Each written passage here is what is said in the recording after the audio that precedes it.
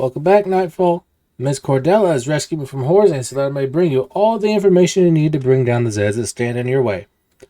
Now, as I galump on over, don't ask what Horzan was doing, creating a sentient seal with a Shigoki on his back. He just got here, and he's really just there. I can't do anything about him. He's just vibing. Don't ask questions. It only leads to more headaches than answers. With the pleasantries out of the way, let's discuss the iconic Fleshpound and how to take this monstrosity down.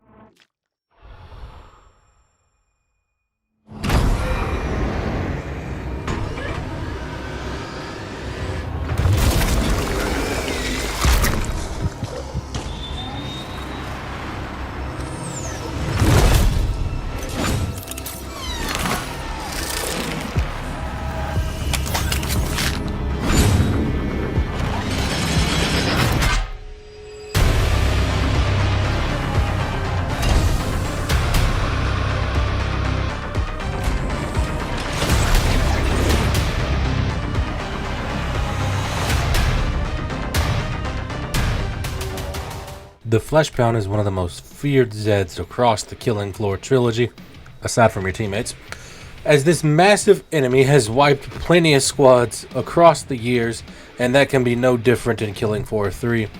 Players have much more tools and movement to dispatch the Fleshpound compared to previous titles, but as we adapt, so does our enemy. Fleshpound's goal is to close the distance and break up any spot you or your team may be holding out. He's much faster compared to his Killing Floor 2 counterpart, and with that speed, he brings the pain. Fleshpound's health does scale depending upon difficulty with the following. Note, however, this is based on a spreadsheet that was made, and I will be linking it in the description of this video. The spreadsheet itself says not everything in here is up to date, as some of the numbers across Zed health pools do seem low, and there are many sections that are blank.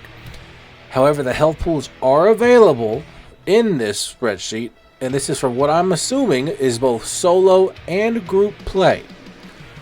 If there are any other spreadsheets that have up-to-date information such as both health scaling depending upon the players, please share them in the comments with me. Now for normal, the Fleshpound has a body health of 30,000 and a head health of 1,280, making him very easy to dispatch on the normal difficulty. On hard, that jumps up to a 42,000 body health and a 1,792 head health.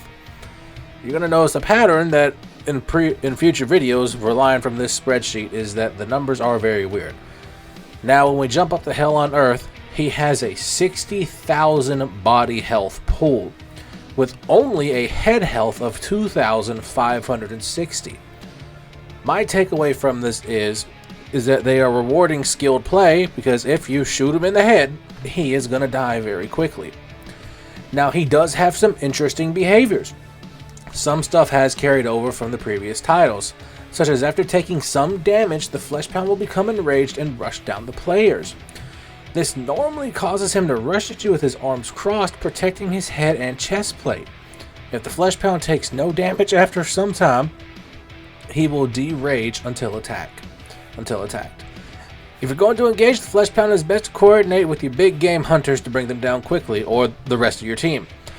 The Fleshpound can be enfeebled, causing him to slow down for a little bit.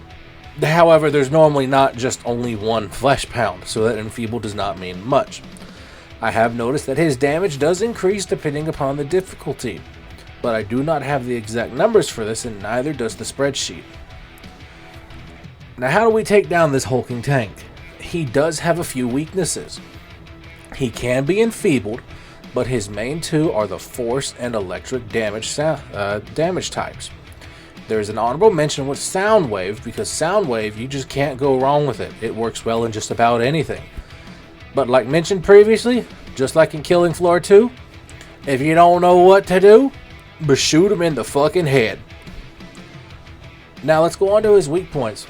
You may have noticed that he's gotten quite a bit of upgrades compared to the previous titles, such as a faceplate, a much bigger chest plate, and more twirly arms with spikes.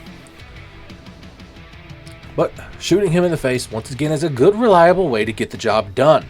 However, once the armor on his face is destroyed, it opens up a flesh zone on his head, to where certain damage types will deal more damage. There are 2 other spots that can be targeted, but these are considered armor. Pretty much if you see metal on the Zed, that means armor, for the most part. Causing enough damage to the chest plate will cause a red glowing core to be seen, and shooting this weak spot will deal heavy damage to the Fleshpound. This is a good option when there's multiple of them on you and you don't have time to aim in the head. But just be mindful of that 60,000 body health pool.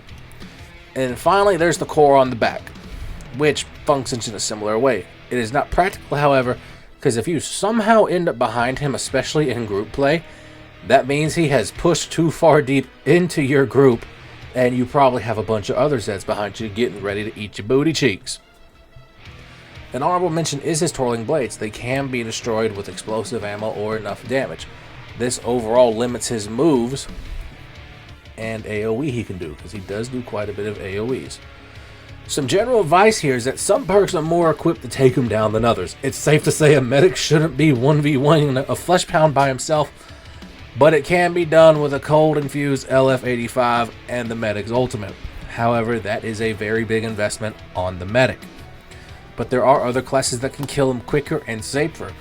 Just like in Killing Floor 2, if you have a sharpshooter with a maxed out Samaritan in this case, they can reliably take down the Fleshpound before your team even sees him. And then there's Firebug.